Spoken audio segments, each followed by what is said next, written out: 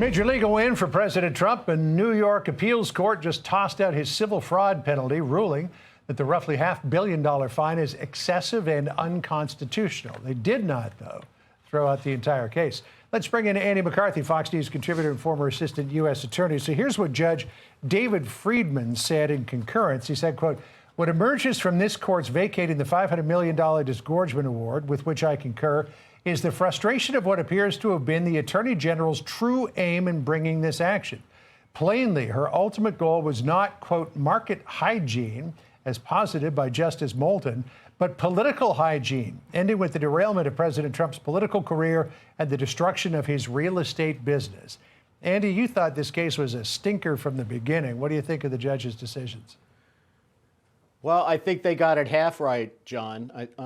Obviously, the penalty had to go. There's kind of two tracks, I think, to look at this. One is the penalty, and let's deal with that first, as that's what they got rid of. On an Eighth Amendment theory, that is the constitutional prohibition on cruel and unusual punishments, which applies to the states and which has been applied to gross mismatches between the punishment and the wrong that's proved.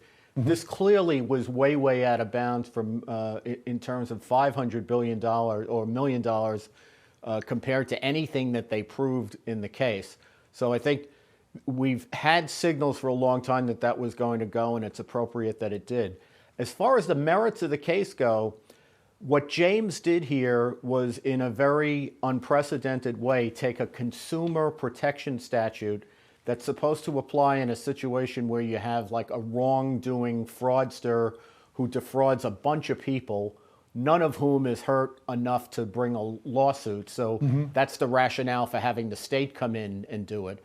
This was a totally different situation. This was Trump, a sophisticated financial actor, with his counterparties who were financial institutions and insurance companies and other sophisticated financial actors who didn't need that kind of protection.